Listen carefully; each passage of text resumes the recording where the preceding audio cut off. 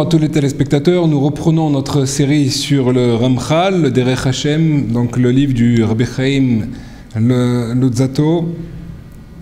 Et nous allons essayer de parler Bezrat Hashem dans deux cours en tout cas, sur la notion des noms divins, l'utilisation des noms divins pour arriver à faire des choses qui sont paranaturelles, et de notre côté on verra toute la notion de la sorcellerie Bezrat Hashem. Donc d'abord on va essayer de voir ça du côté des forces du bien et comment est-ce que les Chachamim utilisaient cela, et ensuite on verra dans un prochain cours Bezrat Hashem toute la notion de la sorcellerie, comment cela fonctionne.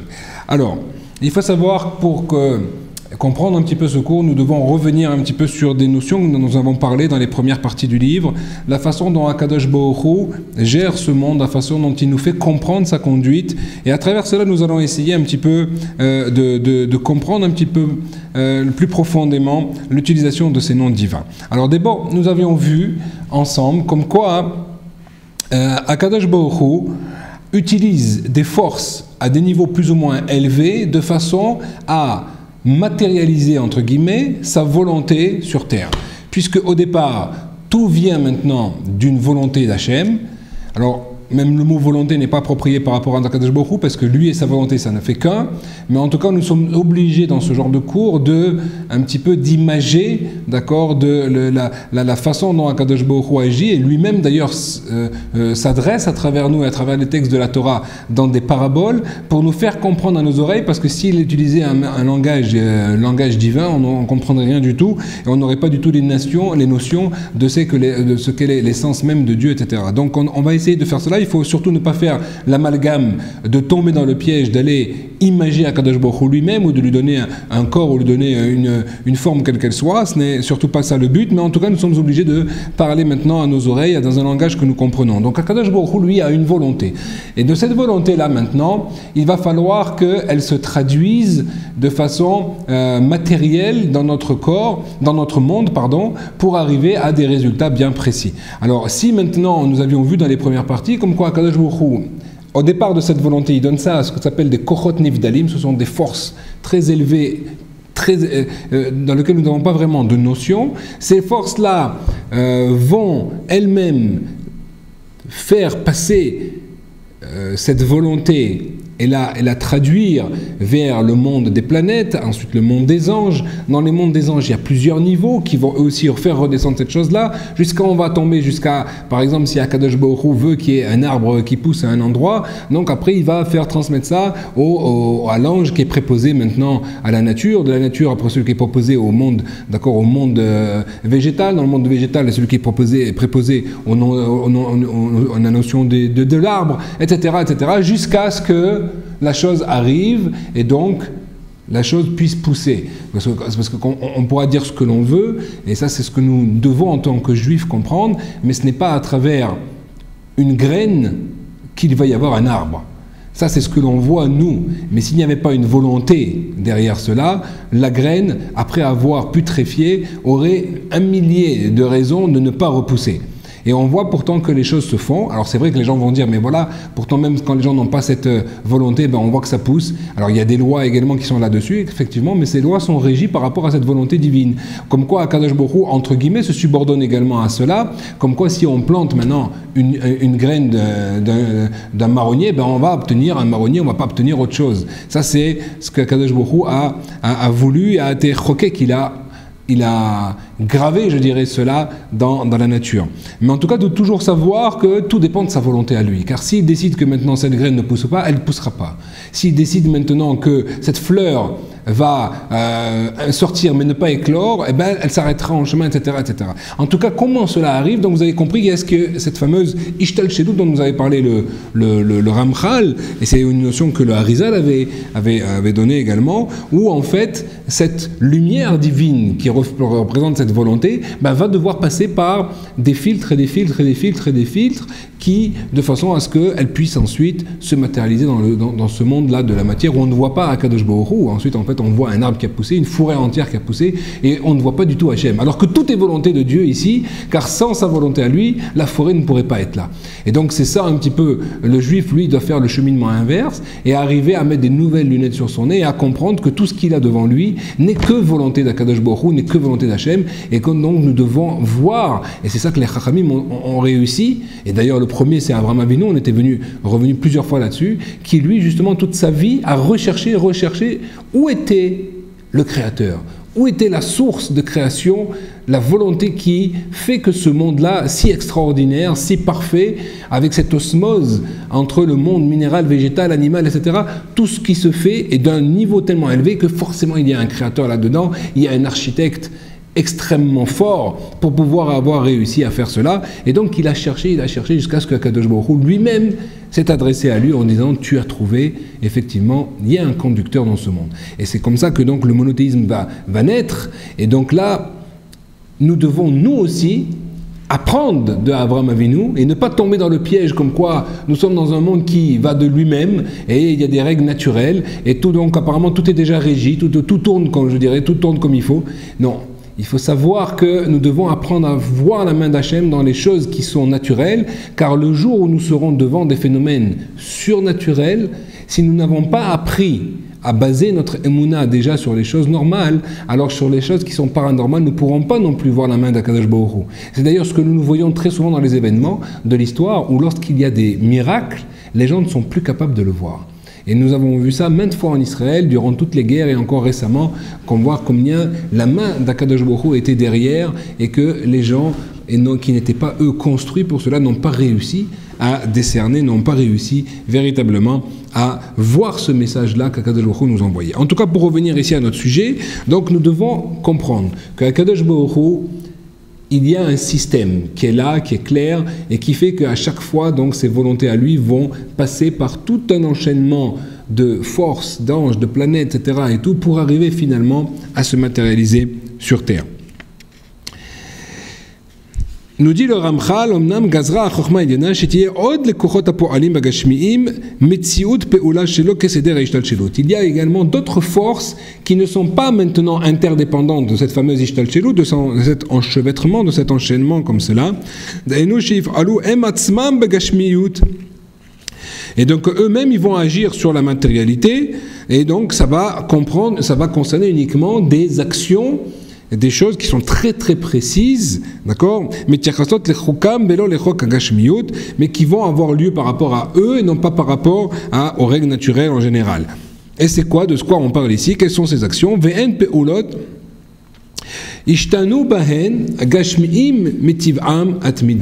va voir qu'en fait, ces forces-là vont avoir le pouvoir de changer un petit peu la nature de ces choses naturelles.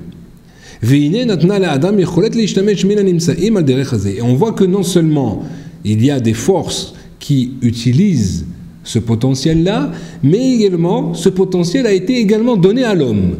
C'est intéressant de voir ici qu'Akadosh Baruch Hu en fait nous a remis les clés de la façon dont lui-même a créé le monde. D'ailleurs, le Sefer Yetzira, qui est un livre que nous avons et qui a été donné depuis Adam Arishon jusqu'à Avraham Avinu, certains le basent plus par rapport à Avraham Avinu, justement dont on vient de parler, et qui a écrit comment Akadosh Baruch Hu a-t-il créé ce monde. C'est-à-dire qu'il a réussi à remonter jusque à la source pour savoir en fait avec quel nom divin le monde a été créé, avec quelles paroles, puisque vous savez que le monde a été créé par des paroles. Et donc si on arrivait à véritablement comprendre ces paroles, comprendre ces noms et les utiliser à bon escient évidemment, eh bien nous serions capables de refaire un monde, de recréer des choses, de recréer également un cosmos, de recréer puisque en fait Akadosh Baruch Hu nous a donné les clés de cela. Alors évidemment aujourd'hui le Sefer Yetzira, on peut le donner à qui on veut, on ne va pas être capable de le faire puisque nous ne sommes pas au niveau de comprendre jusqu'au point, puisqu'on verra dans la suite justement du cours que toutes ces forces-là existent, mais attention,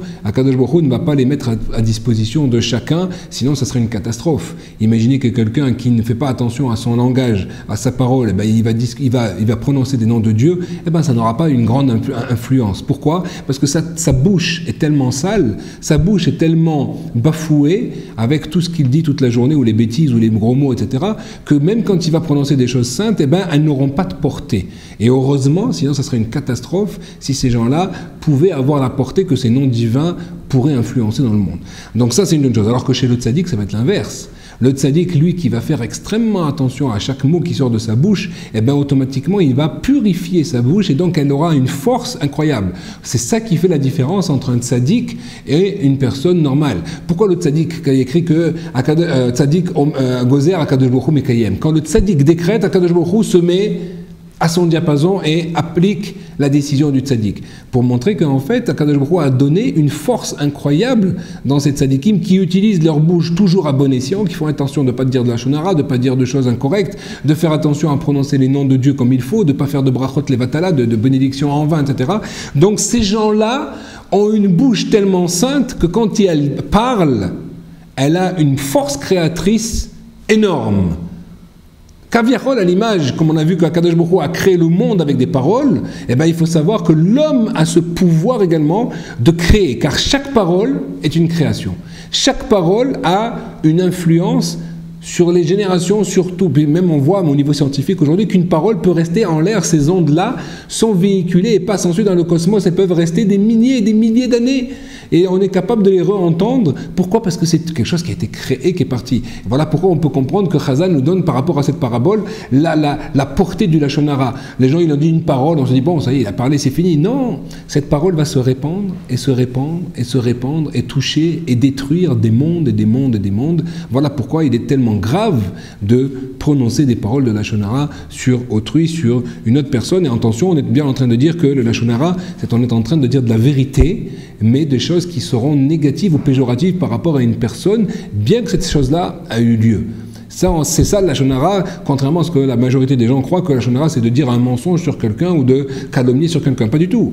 On est en train maintenant de faire une calomnie qui est vraie, la chose a eu lieu, mais pourtant une fois qu'on va la dire, effectivement on va dénigrer la personne qui a fait cet agissement, on va également ne plus le considérer de la même façon, et ça c'est la pire des choses, puisque on n'a pas le droit de juger les gens, il faut faire très attention de garder sa bouche, et peut-être que la personne a déjà fait tchouva et regrette et a réparé, alors que nous sommes en train de continuer justement à calomnier sur lui. Donc il faut faire très attention là-dessus. Pour revenir donc à notre sujet ici, donc il nous dit ici, donc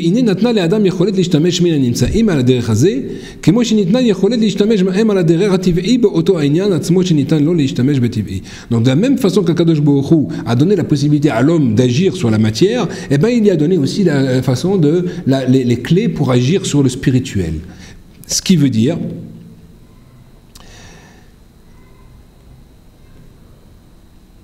l'Akadosh Baruch Hu, il nous a donné une possibilité d'agir dans ce monde, mais il nous a donné aussi des limites. On ne peut pas faire ce que l'on veut au niveau de la matière. La même chose également, au niveau spirituel, tout cela va être limité. Évidemment, on va voir que ces limites peuvent être élargies, agrandies en fonction de la sagesse, de la sainteté de la personne qui les utilise.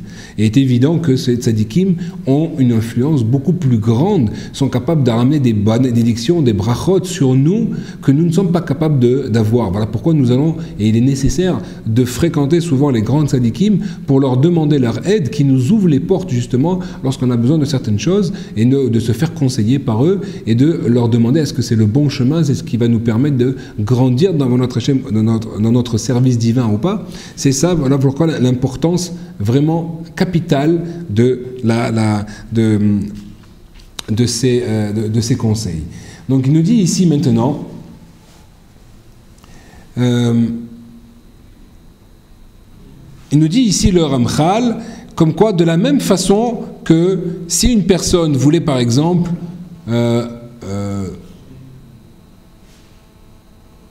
elle veut couper quelque chose, ben il devra utiliser quelque chose de tranchant. Ça, c'est la base.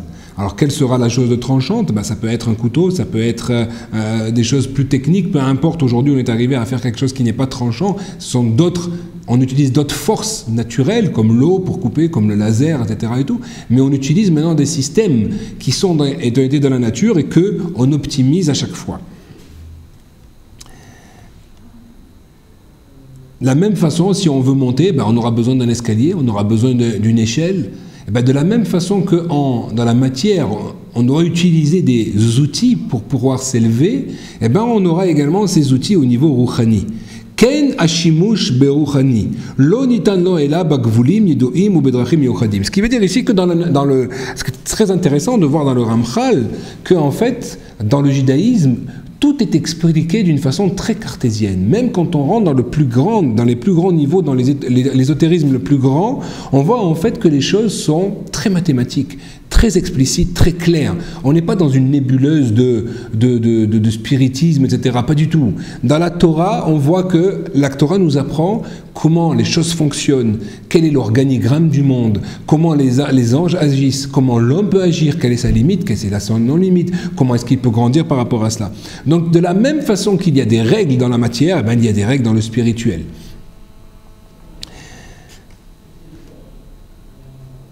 De la même façon également, on avait expliqué que l'homme est composé de deux antithèses, qui est son corps et son âme. Le corps qui est totalement matériel, qui revient, qui a tendance à aller vers la terre, vers la matière, de là où il est né, et de l'autre côté, de là où il va finir également, de l'autre côté, la neshama, donc l'âme, qui elle, au contraire, est complètement spirituelle, et elle qui a tendance à revenir vers sa source, qui est le ciel, qui est en fait sous le Kisei HaKavod, c'est même pas le ciel physique, c'est bien plus élevé que ça, c'est de revenir vers le trône céleste, de là où elle a été enlevée, de là où a été Akadosh Baruch Hu, il prend les neshamot, en tout cas des Bnei Israël, pour les juifs en tout cas, il les prend de sous son char céleste, de son trône céleste, et donc de là, il les envoie dans des corps, et donc ces corps, une fois, il y a un miracle ici qui se passe extraordinaire, puisque en fait on voit que l'âme, et ça, c'est un décret d'Akadosh Baruch Hu qui lui demande de rester dans le corps. Comment c'est possible que l'âme reste? L'âme est spirituelle, le corps est rempli de cavités. Il pourrait sortir par n'importe quelle cavité. Comment peut-on, par exemple, remplir une outre d'air et ensuite faire un trou et demander à l'air de ne pas sortir? C'est un petit peu ce qui se passe au niveau du corps. Bien que l'âme est au niveau du sang, comme on avait expliqué, qui est Adam Hu Nefesh, et puisque c'est dans le sang en fait qu'il y a toute la vitalité, c'est pour ça que s'il n'y a plus de sang, ben, l'homme ne peut plus vivre. Donc la vitalité se trouve dans le sang, et ben, l'âme aussi se trouve dans le sang, mais cependant c'est quelque chose de spirituel. Donc comment elle ne sort pas? Et c'est ce que l'on dit d'ailleurs dans la bracha, faites attention à cela, lorsqu'on fait la bénédiction après avoir été aux toilettes. D'accord, et une bénédiction qui finit en disant « Rofeh chol basar, on mafli la asot ». On remercie Akadosh Baruch Hu qu'il guérit chaque être. « On mafli la asot », ce qui veut dire qu'il fait un miracle sur l'homme. C'est quoi ce miracle, nous disent nos sages? Eh bien, c'est justement de tout le temps laisser notre âme à l'intérieur de notre corps. Normalement, elle devrait sortir avec toutes les cavités qui le composent. Ben non, on voit au contraire ici que l'âme reste à l'intérieur du corps tant que Akadosh Baruch Hu le décrète. Et lorsque Akadosh Baruch Hu décide maintenant qu'est arrivée l'heure de la personne, alors il reprend cette âme, il demande justement à l'ange de la mort. Encore une fois, vous voyez qu'il y a une volonté qui passe par des forces suprêmes et qui reviennent jusqu'au monde des anges. Et cet ange de la mort, là maintenant, va s'approcher de cette personne pour venir lui prendre son âme. Et à ce moment-là, il partira de ce monde. Donc, en tout cas, son âme partira de ce monde, le corps va rester ici. Donc, de la même façon que nous sommes faits de deux antithèses maintenant du corps et de la neshama, eh bien, il y a également des règles que la neshama utilise, des forces que la neshama utilise, et d'autres que le corps utilise. Et certes, ces règles également, ces forces-là, eh ben, elles sont aussi extrêmement bien définies.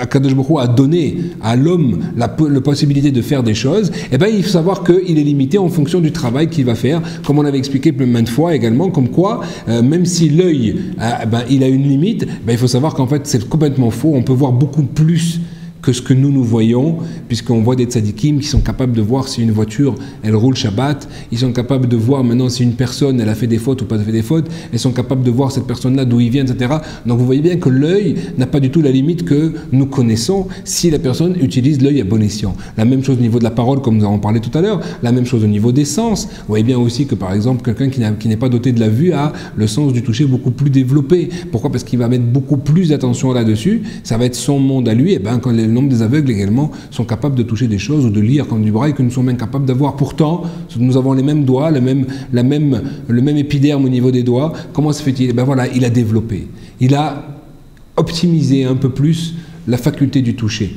La même chose au niveau des 5 sens. Si nous utilisions vraiment nos 5 sens à 100%, eh ben nous serions un autre type d'humain, comme il y a eu, et on le voit dans la Gemara, qu'ils étaient capables de faire des choses beaucoup plus grandes que ce que nous faisons. Que ce soit au niveau matériel, ils avaient les goûts plus développés, la vue plus développée, le toucher beaucoup plus développé. La parole, évidemment, d'accord. Donc, Louis, au niveau des 5 sens, en tout cas, vous aurez Louis également. Ils étaient capables, puisque même au niveau de la musique, ils avaient une finesse au niveau de l'oreille beaucoup plus grande qu'aujourd'hui. On voit aujourd'hui qu'on descend complètement là-dedans dans cette éducation musicale au niveau de l'oreille. En tout cas, ce qui est intéressant, c'est que on voit que ces gens-là avaient de plus grandes capacités, c'est clair, parce que quand on voit ça, on pourrait croire que c'est des miracles, on voit que ce n'est pas des miracles. Il y a des choses qui sont au niveau encore de la nature, des règles de nature, mais nous n'utilisons pas ces forces-là. La même chose au niveau du spirituel, eh ben, l'âme a des capacités qu'elle est capable justement de faire grandir l'homme, de l'élever. Évidemment, si l'homme la laisse diriger, parce que tout le problème, comme on avait vu dans les premier cours, c'est que justement le corps, lui, a tendance à aller vers la matière et à aller vers le côté bestial, le côté animal, le côté instinctif de ce qu'il est, alors que l'âme, lui, au contraire, veut freiner cela pour lui donner, on doit lui faire de la place, je dirais. C'est ça que nous devons faire, c'est donner de la place à l'âme, pour qu'elle dirige véritablement l'homme et arriver à des niveaux beaucoup plus élevés. Et on a vu également au niveau des chachamim, mais on voit au niveau des tzadikim qu'ils arrivent à des niveaux qui n'ont rien à voir avec nous. Ils ne vivent pas du tout dans le même monde que nous, alors qu'ils sont là, à côté de nous, ils mangent comme nous, ils dorment comme nous, mais ils sont à des niveaux qui n'ont rien à voir avec nous. Il faut avoir la chance de voir ces gens-là. Donc si déjà dans notre génération comme ça, alors qu'est-ce qu'il en était il y a 300 ans, il y a 500 ans, il y a 1000 ans, il y a 2000 ans? Ce sont des humains qui n'avaient rien à voir avec ce que nous sommes aujourd'hui. Donc là aussi, eh ben, ces règles-là sont extrêmement légiférées, elles sont extrêmement limitées, elles ont leurs limites qui sont données par la Torah, avec à chaque fois leurs dérivés dans tous les sens.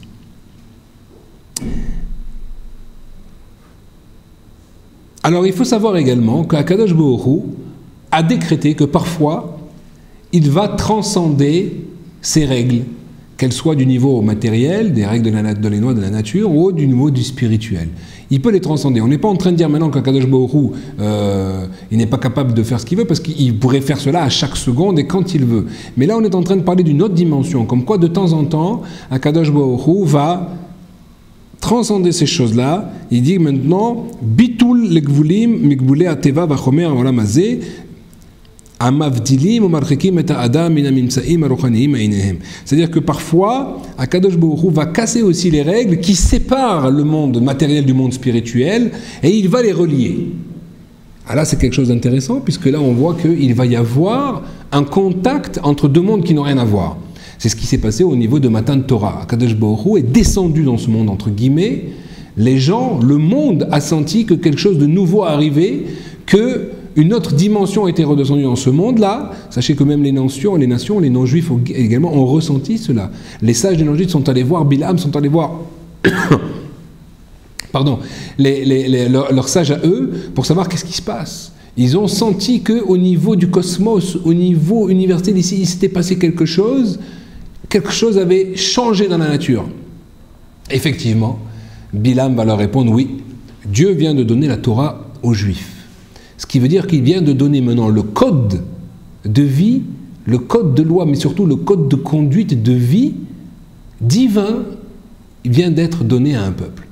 Et c'est là que va se poser un grand problème d'éthique, à savoir, est-ce que les peuples vont donc comprendre qu'eux aussi ils ont un rôle à jouer et que le peuple juif doit aussi jouer un autre rôle et que chacun est important, est-ce qu'on va se soumettre à la volonté divine pour chacun jouer son rôle, ou est-ce que on va décider d'aller usurper maintenant le rôle du juif, de lui prendre cela, soit en l'éliminant, en voulant le rayer de la planète, soit en essayant de faire croire à d'autres, à des gens ou à des sectes ou à des groupes, comme quoi c'est eux qui décident maintenant et qui ont le nouveau code. C'est eux qui ont été maintenant choisis parce que les juifs n'auraient pas réussi, etc. Tout ce que vous connaissez. Je ne veux même pas rentrer là-dedans, Parce que vous voyez bien ici qu'il y a une dimension humaine alors que nous on parle d'une dimension divine. Donc peu importe maintenant savoir si une personne s'est levée un jour pour dire voilà, maintenant il faut faire comme ça, etc. Il n'y a pas de preuve, il n'y a pas d'écrit, il n'y a pas de choses maintenant qui tiennent. Alors que chez les Juifs justement, vous avez des témoignages, vous avez maintenant une histoire, vous avez maintenant surtout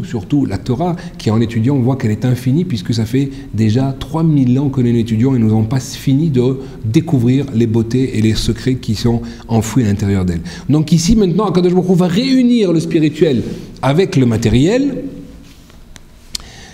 Veyutara Adam Mikusherem, il va délivrer l'homme maintenant de ses liens. Il va l'élever, le faire passer dans un niveau bien plus élevé que le niveau naturel qu'il possède. Alors c'est très intéressant de voir ça ici. Pourquoi ? Parce que comment est-ce possible que l'homme qui est pourtant dans ce monde, et donc dans ce corps, dans un corps qui est dans ce corps d'obscurité, parce que c'est de la matière, comme nous dit ici le Ramchal, comme quoi sa neshama, elle est dans une carapace, quelque chose de épais qui l'empêche de s'exprimer, et bien Akadosh Baruch Hu va enlever cette carapace, ou en tout cas il va l'affiner, et la neshama va pouvoir se libérer, va pouvoir s'étendre, elle va pouvoir diffuser sa force, diffuser sa spiritualité, et c'est ça que le juif doit faire, et c'est ça qui nous a été donné dans la Torah, à travers les mitzvot, c'est que l'homme va petit à petit se purifier à travers son étude, à travers ses prières, à travers les mitzvot qu'il va accomplir, les tfilin, le talit, le lulav, etc. L'homme va petit à petit diminuer cette carapace pour pouvoir recevoir cette lumière divine qui vient de la Neshama, et qu'Akadosh Baruch Hu influe également sur nous à chaque instant par rapport à ces mitzvot qui sont faites. Et donc on va rajouter, et ça c'est extrêmement important. Pourquoi ? Parce qu'on va essayer de comprendre, vous allez voir, que cette chokhma, cette sagesse suprême va nous permettre d'obtenir des niveaux bien plus élevés, bien plus grands que ce que nous avons et qui nous a été donné à la naissance. Et là-dessus également, nous dit le Ramchal, tout ça je fais une introduction, mais elle est importante pour comprendre ensuite, parce que là on va toucher à des choses qui sont assez profondes, donc il est important de comprendre comment les choses fonctionnent. Nous dit ici le Ramchal également,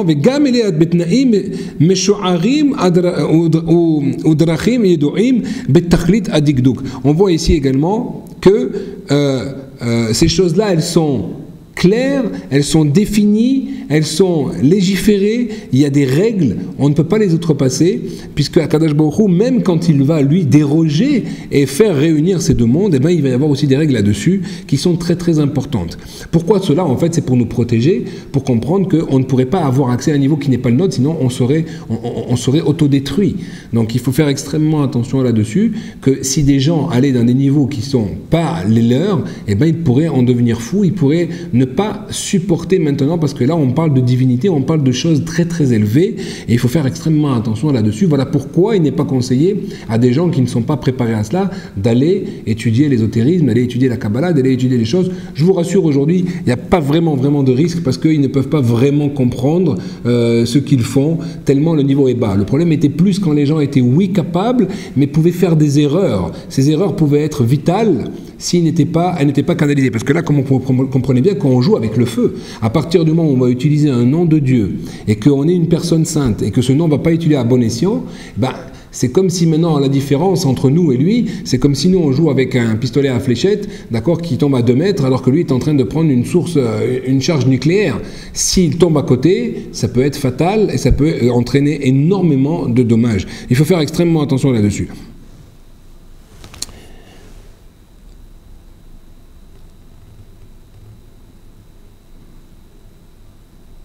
Alors, comment est-ce qu'Akadosh Baruch Hu va nous donner cela ? Puisque là, en fait, on va voir qu'on va pouvoir entrer dans des niveaux bien plus élevés, on va pouvoir arriver à ce qu'on appelle le Ruach HaKodesh, c'est-à-dire avoir une prophétie, le plus bas niveau de prophétie. Il y a d'autres niveaux, il y a énormément de niveaux de prophétie. La personne, si elle fait le travail nécessaire, elle pourra voir le message divin, comprendre le message divin à un niveau plus élevé, elle pourra voir des choses différentes, etc., etc.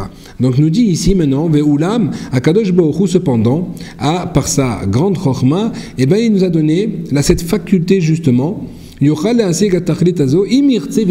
s'il le veut véritablement, et évidemment veishtadel, et qui fait tous les efforts pour se préparer, comme il y avait à l'époque des Tanaïm, il y avait l'école des prophètes, il y avait des centaines et des milliers de juifs qui rentraient dans ces écoles-là, des gens qui étaient assez élevés, qui voulaient s'adonner à la spiritualité, et bien ils rentraient dans l'école des prophètes pour justement arriver à ces niveaux-là spirituels bien plus grands. Donc, et tous ne réussissaient pas, certains avaient une prophétie dans toute leur vie, certains en avaient une tous les jours, certains en avaient une fois par an, etc., etc. Et uniquement celles qui ont été importantes et qui vont avoir des conséquences sur la conduite du peuple juif en entier et sur la conduite de l'histoire, elles vont être notées dans les fameux livres des prophètes. Donc en fait, si les gens arrivent à ce niveau-là, comme nous dit, et qui font les efforts, eh bien, il va y avoir un bitul bikvula ateva, c'est-à-dire qu'il va arriver à transcender les limites du monde de la nature, du monde naturel, veyativ otam b'matzav shezacharnu, et donc il va les outrepasser, il va maintenant et il va au contraire lui se poser à un niveau donc on va voir que on va définir comment ces choses se font, mais en tout cas il va pouvoir accéder à d'autres niveaux. Il est un petit peu tard, je pensais finir sur un premier cours, mais je crois qu'il va falloir en faire un deuxième. Bon, je ne vais pas prendre trop de temps là-dessus, donc je pense qu'on démarrera.